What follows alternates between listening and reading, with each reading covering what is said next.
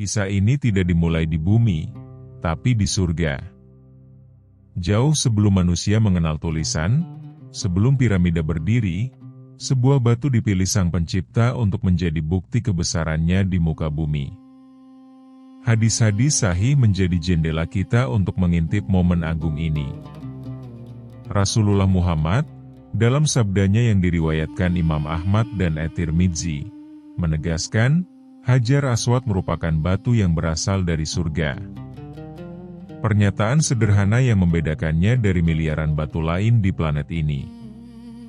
Bahkan para ilmuwan yang mencoba mempelajarinya dari jauh pun dibuat penasaran.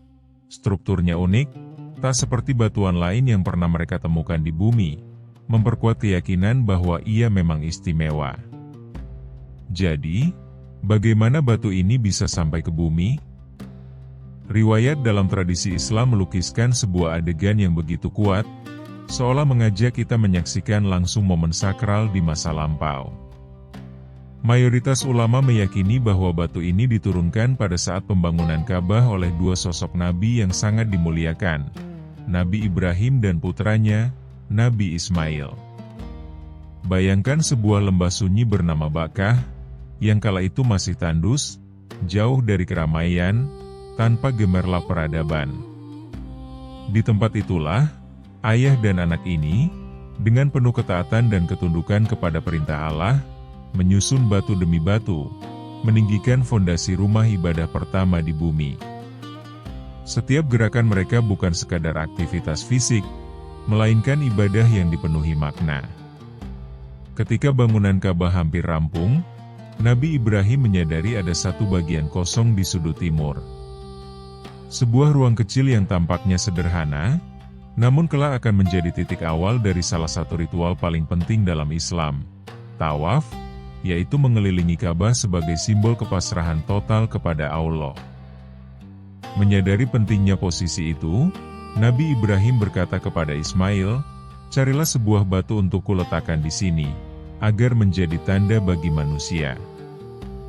Dengan penuh semangat, Nabi Ismail pun bergegas. Ia menyusuri perbukitan Mekah, mencari batu terbaik yang layak menjadi penanda suci tersebut.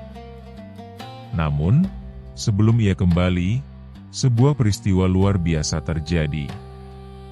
Malaikat Jibril turun dari langit, membawa sebuah batu istimewa, batu yang bukan berasal dari bumi, melainkan dari surga. Batu itu kemudian diserahkan kepada Nabi Ibrahim untuk diletakkan di sudut yang telah disiapkan. Ketika Nabi Ismail kembali dan melihat batu itu sudah terpasang, ia terkejut. "Wahai ayah," tanyanya dengan penuh rasa ingin tahu, "dari mana ayah mendapatkan batu ini?" Nabi Ibrahim menjawab dengan tenang, "Yang membawanya adalah Dia yang tidak sabar menunggumu. Jibril telah membawanya kepadaku." Jawaban itu bukan sekadar penjelasan, melainkan penegasan bahwa segala yang terjadi adalah bagian dari kehendak dan rencana Allah. Peristiwa ini bukan hanya tentang peletakan sebuah batu. Ini adalah simbol penyematan sesuatu yang bersifat langit ke dalam kehidupan bumi. Hajar Aswad menjadi penghubung antara dimensi ilahi dan dunia manusia, sebuah tanda yang akan disentuh, dicium, dan dihormati oleh jutaan orang dari generasi ke generasi. Ia menjadi titik mula perjalanan spiritual yang terus hidup hingga hari ini. Ada pula riwayat lain yang menyebutkan bahwa batu ini telah ada sejak zaman Nabi Adam, diturunkan sebagai pengingat akan surga sekaligus pelipur lara setelah manusia pertama itu diturunkan ke bumi. Walaupun terdapat perbedaan dalam narasi waktu, esensi dari semua riwayat tersebut tetap sama. Hajar Aswad adalah anugerah langsung dari Allah, bukan sekadar batu biasa. Keistimewaannya pun tidak berhenti di situ. Dalam sebuah riwayat, Rasulullah bersabda bahwa Hajar Aswad dan makam Ibrahim pada asalnya adalah dua permata yakut dari surga. Keduanya memiliki cahaya yang luar biasa terang. Namun Allah memadamkan cahaya tersebut, karena jika tidak, sinarnya akan menerangi seluruh penjuru antara timur dan barat. Bayangkan sebuah cahaya yang mampu menjangkau separuh dunia. Itulah gambaran kemuliaan asli Hajar Aswad ketika masih berwarna putih cemerlang. Seiring berjalannya waktu, menurut riwayat, warna batu itu berubah menjadi hitam akibat dosa-dosa manusia yang menyentuhnya. Perubahan ini mengandung pesan mendalam tentang hubungan antara manusia dan kesucian, bahwa dosa dapat meninggalkan jejak bahkan pada sesuatu yang berasal dari surga. Meski demikian, kemuliaan dan kedudukannya tetap tidak berkurang. Hajar Aswad hari ini berdiri sebagai saksi bisu perjalanan panjang umat manusia dalam mencari Tuhan.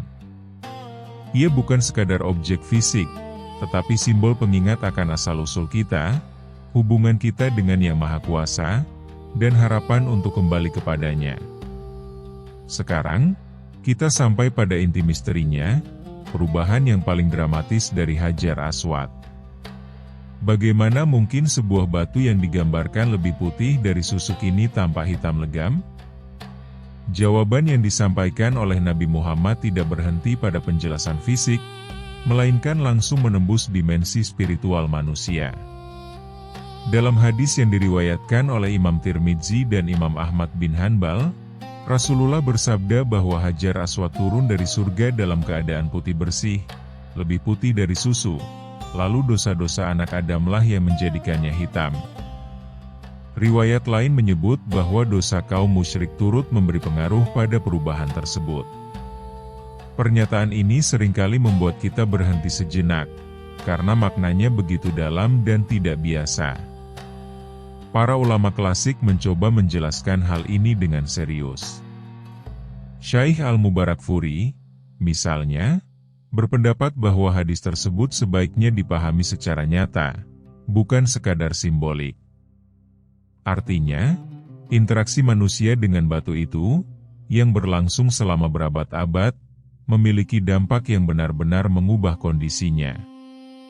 Dalam perspektif ini, dosa bukan hanya konsep abstrak, tetapi memiliki efek yang dapat meninggalkan jejak bahkan pada benda fisik. Penjelasan yang tak kalah kuat datang dari Ibnu Katsir. Dalam tafsirnya, ia menegaskan bahwa perubahan warna ini adalah ibrah, pelajaran nyata dari Allah.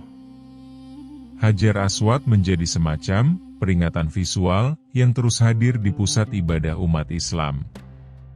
Setiap orang yang melihat atau menyentuhnya di Ka'bah diingatkan akan satu hal penting. Dosa memiliki dampak, dan dampak itu bisa bertahan lama. Lalu muncul pertanyaan menarik. Jika dosa bisa menghitamkannya, mengapa kebaikan manusia tidak mengembalikannya menjadi putih? Ibnu Hajar Al-Asqalani memberikan jawaban yang tajam. Menurutnya, ini adalah bagian dari ketetapan Allah. Kehitaman tersebut justru dipertahankan agar manusia memahami betapa kuatnya pengaruh keburukan. Kebaikan memang menghapus dosa dalam catatan ilahi, tetapi jejak perbuatan buruk di dunia seringkali tidak mudah hilang. Dengan kata lain, Hajar Aswad menjadi monumen abadi dari realitas tersebut. Ada pula hikmah lain yang lebih halus. Bisa jadi, Allah sengaja tidak menampilkan keindahan asli batu ini secara utuh. Jika ia tetap bercahaya seperti permata surga, manusia mungkin akan terlalu terpikat pada bentuk fisiknya. Risiko pengkultusan bisa muncul, menggeser niat ibadah dari penghormatan menjadi penyembahan. Dengan tampilannya yang kini gelap, fokus manusia diarahkan kembali pada makna, bukan pada rupa. Menariknya, meskipun dikenal sebagai batu hitam, jika diamati dari dekat, permukaan Hajar Aswad tidak sepenuhnya hitam pekat. Terdapat bintik-bintik keputihan atau kemerahan yang masih terlihat. Sebagian orang memandangnya sebagai sisa dari kondisi aslinya, sementara yang lain melihatnya sebagai simbol, bahwa di balik kegelapan, masih ada jejak cahaya yang tersisa. Pada akhirnya, kisah perubahan warna ini bukan sekadar cerita tentang sebuah batu. Ia adalah cermin besar bagi manusia. Hajar Aswad menjadi saksi bisu perjalanan spiritual umat manusia, merekam, dalam diam, interaksi antara kesucian dan dosa. Kehitamannya bukan hanya milik masa lalu, tetapi akumulasi dari generasi ke generasi. Sebuah pengingat sunyi yang berdiri tepat di pusat kiblat, mengajak setiap orang untuk melihat ke dalam dirinya sendiri. Jauh sebelum menerima wahyu, sosok Muhammad bin Abdullah telah dikenal luas di Makkah dengan gelar Al-Amin, yang terpercaya. Reputasi ini bukan sekadar julukan kosong, melainkan hasil dari integritas yang konsisten dalam setiap aspek kehidupannya. Salah satu peristiwa paling ikonik yang mengukuhkan gelar itu justru berkaitan dengan Hajar Aswad, batu yang menjadi pusat perhatian umat Islam hingga hari ini. Sekitar 5 tahun sebelum kenabian, ketika beliau berusia 35 tahun, Ka'bah mengalami kerusakan parah akibat banjir besar. Suku-suku Quraisy kemudian sepakat untuk merenovasi bangunan suci tersebut. Proses pembangunan berjalan relatif lancar, penuh semangat gotong royong. Namun, ketika tiba pada momen krusial, meletakkan kembali Hajar Aswad ke posisinya di sudut timur, ketegangan mulai muncul. Setiap klan Quraisy merasa paling berhak mendapatkan kehormatan itu. Bagi mereka, ini bukan sekadar tugas fisik, melainkan simbol status, kebanggaan, dan kehormatan yang akan dikenang sepanjang masa. Ego dan harga diri mulai mendominasi, dan situasi memanas dengan cepat. Perselisihan itu bahkan hampir berujung pada pertumpahan darah. Makkah berada di ambang konflik besar, hanya karena perebutan hak untuk meletakkan sebuah batu. Setelah beberapa hari tanpa solusi, seorang tetua bijaksana bernama Abu Umayyah bin Al-Mughirah mengajukan usulan yang sederhana namun brilian. Orang pertama yang memasuki area Ka'bah keesokan pagi akan dijadikan penengah, dan semua pihak harus menerima keputusannya. Usulan itu diterima sebagai jalan keluar terakhir. Keesokan harinya, suasana penuh harap dan tegang menyelimuti tempat itu. Semua mata tertuju pada pintu masuk. Dan takdir berbicara, orang pertama yang masuk adalah Muhammad bin Abdullah. Seketika, suasana berubah. Mereka berseru dengan lega, "Inilah Al-Amin. Kami ridha dengan keputusannya." Kepercayaan kolektif itu menunjukkan betapa tinggi kredibilitas beliau di mata masyarakat. Dengan ketenangan yang khas, beliau mendengarkan seluruh persoalan. Lalu, beliau meminta sehelai kain. Kain itu dibentangkan di tanah, dan Hajar Aswad diletakkan di tengahnya. Kemudian beliau berkata kepada para pemimpin klan, hendaklah setiap pemimpin memegang ujung kain ini. Mereka yang sebelumnya berseteru kini berdiri berdampingan, masing-masing memegang bagian kain. Bersama-sama mereka mengangkat batu itu, berbagi kehormatan tanpa harus saling menjatuhkan. Setelah batu tersebut mencapai ketinggian yang diinginkan, Muhammad sendiri mengambilnya dengan tangan beliau dan meletakkannya kembali di tempat semula. Konflik besar pun berhasil dihindari.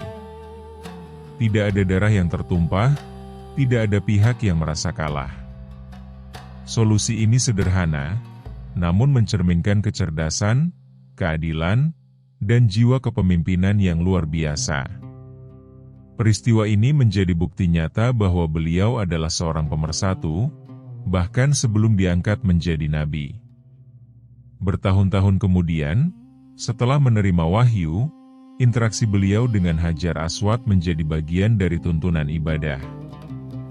Dalam ritual tawaf, beliau menyentuh dan menciumnya, sebuah sunnah yang terus diikuti oleh jutaan muslim di seluruh dunia. Namun, penting untuk memahami makna di balik praktik ini. Umat Islam tidak menyembah batu. Hal ini ditegaskan dengan sangat jelas oleh sahabat dekat beliau, Umar bin Khattab. Ketika mencium Hajar Aswad, beliau berkata bahwa batu itu tidak dapat memberi manfaat maupun mudarat. Ia melakukannya semata-mata karena mengikuti contoh Rasulullah. Pernyataan ini menjadi fondasi penting dalam menjaga kemurnian tauhid, bahwa penghormatan tidak sama dengan penyembahan. Dengan demikian, mencium Hajar Aswad adalah ekspresi cinta dan ketaatan, bukan keyakinan akan kekuatan gaib pada benda tersebut. Lebih jauh lagi, dalam sebuah hadis, Nabi Muhammad menyampaikan bahwa pada hari kiamat, Hajar Aswad akan dihidupkan kembali. Ia akan diberi kemampuan untuk melihat dan berbicara, menjadi saksi bagi siapa saja yang pernah menyentuhnya dengan niat yang benar. Gambaran ini menghadirkan perspektif yang mendalam, bahwa bahkan benda yang tampak diam pun, dalam kehendak Allah, dapat menjadi saksi atas amal manusia. Pada akhirnya, kisah ini bukan hanya tentang sebuah batu, tetapi tentang kebijaksanaan, persatuan, dan makna ibadah. Hajar Aswad berdiri sebagai simbol yang menghubungkan sejarah, spiritualitas, dan masa depan, diam di tempatnya, namun menyimpan kisah yang terus hidup dalam hati umat manusia. Sekarang, mari kita lihat dari sudut pandang sains. Bagaimana para ilmuwan mencoba menjelaskan fenomena batu yang disebut turun dari langit ini? Tentu saja, sains tidak berbicara tentang surga sebagai konsep teologis, tetapi ia menawarkan pendekatan berbasis observasi dan hipotesis untuk memahami asal-usul fisik Hajar Aswad. Salah satu teori yang paling sering dibahas adalah bahwa Hajar Aswad merupakan meteorit, benda langit yang jatuh ke bumi dari luar angkasa. Dalam kerangka ini, istilah turun dari langit menjadi sangat selaras dengan fenomena alam yang telah lama dipelajari dalam astronomi dan geologi. Meteorit sendiri bisa berasal dari pecahan asteroid atau benda langit lain yang memasuki atmosfer bumi dan bertahan hingga mencapai permukaan. Salah satu hipotesis menarik diajukan oleh Elizabeth Thompson pada tahun 1980.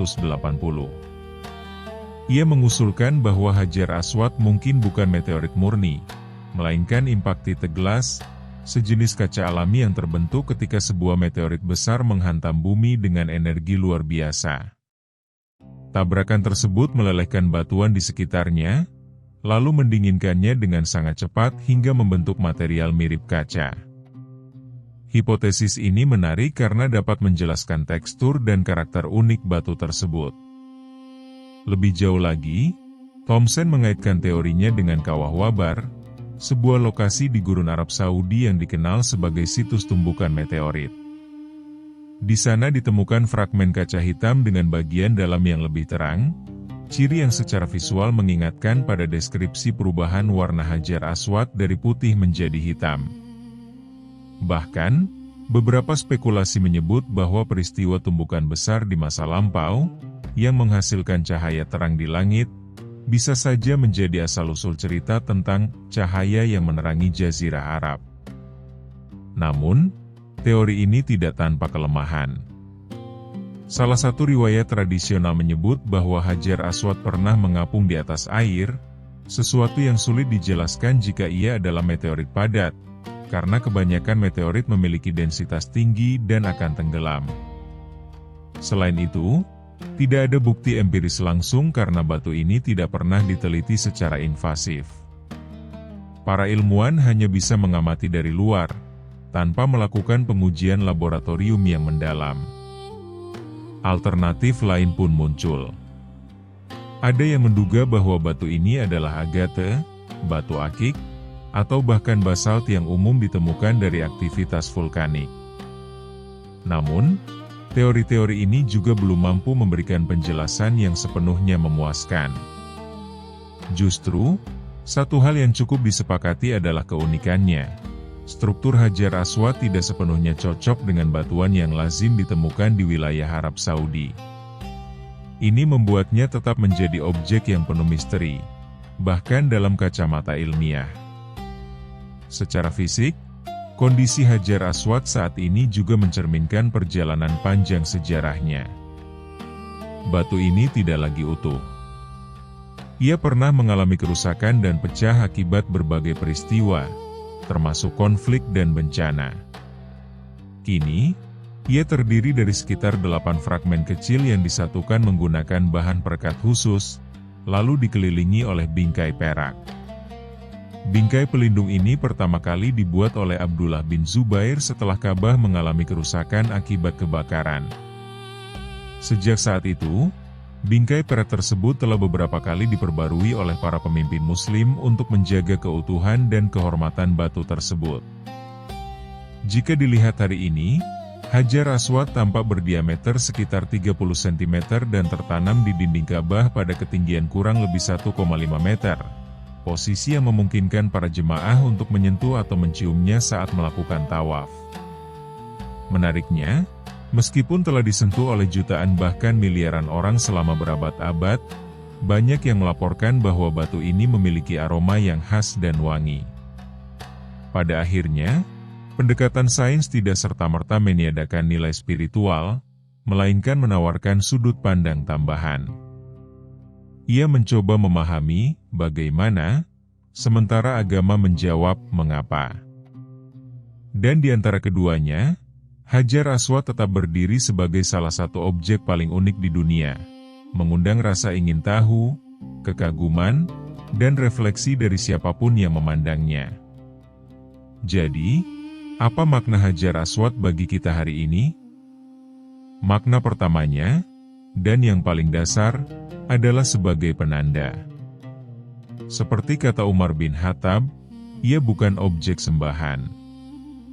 Ia adalah titik alfa dan omega dari ibadah tawaf. Dari sudut inilah jutaan manusia memulai dan mengakhiri 7 putaran mereka mengelilingi Ka'bah. Ia adalah kompas spiritual di lautan manusia. Kedua, ia adalah jembatan sejarah. Artefak paling suci dalam Islam yang masih bisa kita sentuh. Saat menyentuhnya, kita seolah menyentuh mata rantai sejarah yang menghubungkan kita kembali ke Nabi Muhammad, Nabi Ibrahim, Ismail, dan mungkin hingga Nabi Adam. Sentuhan itu adalah jabat tangan simbolis yang melintasi ribuan tahun. Ketiga, ia adalah simbol persatuan. Di hadapannya, semua perbedaan luntur. Orang dari berbagai bangsa, warna kulit, dan status sosial, berdesakan dengan tujuan yang sama, mengikuti sunnah Nabi mereka. Raja dan rakyat, kaya dan miskin, semua setara dalam balutan kain ihram, berbagi kerinduan yang sama. Keempat, dan yang paling dalam, Hajar Aswad adalah cermin spiritual. Perubahan warnanya adalah pengingat bahwa setiap dosa meninggalkan noda hitam pada kesucian kita. Upaya untuk menyentuhnya adalah simbol kerinduan manusia untuk kembali suci, sebuah upaya memohon ampun. Bahkan ada hadis yang menyebut mengusapnya adalah kiasan untuk berbayat atau berjanji setia kepada Allah. Setiap hari, ribuan orang berjuang mendekatinya, menangis dan berdoa. Bukan karena batu itu mendengar, tapi karena di titik itulah mereka merasa paling dekat dengan pusat spiritual dunia mereka. Bagi yang tak mampu mendekat, cukup melambaikan tangan dari jauh, istilam, sambil bertakbir, Allahu Akbar. Ini mengajarkan bahwa esensi ibadah bukanlah kontak fisik, melainkan koneksi hati. Kisah Hajar Aswad adalah warisan kita bersama. Ia adalah bukti janji Allah, pengingat akan dampak perbuatan kita, dan simbol persatuan abadi. Kalau kamu merasa cerita ini punya makna mendalam, bagikan ke teman dan keluarga agar lebih banyak yang memahami hikmah di baliknya. Sekarang, kami ingin dengar dari kamu. Tulis di kolom komentar, apa makna Hajar Aswad bagi kamu pribadi? Dari permata putih surga, menjadi batu hitam perekam jejak manusia. Dari penanda kosong, menjadi pusat ritual miliaran orang. Dari pemicu pertikaian, menjadi alat pemersatu di tangan seorang pemuda bijaksana yang kelak menjadi nabi terakhir. Hajar Aswad adalah sebuah narasi agung tentang asal-usul, kejatuhan, dan harapan. Ia adalah saksi bisu sejarah, kompas spiritual, dan cermin bagi jiwa kita. Kehitamannya bukanlah aib, melainkan pelajaran abadi. Bingkai peraknya adalah simbol perlindungan. Dan posisinya yang kokoh di sudut Ka'bah adalah janji akan kesinambungan iman. Pada akhirnya, Hajar Aswad mengajarkan kita bahwa benda-benda suci dalam Islam bukan untuk disembah, tapi untuk diambil pelajarannya. Ia diam, namun ceritanya bergema sepanjang zaman. Ia hitam, namun cahayanya, cahaya hikmah, akan terus bersinar. Ia adalah fragmen surga di bumi, yang setiap hari mengingatkan kita akan tujuan akhir perjalanan ini, untuk kembali kepadanya dalam keadaan seputih dan sesuci mungkin, seperti Hajar Aswad di hari pertama ia turun ke dunia.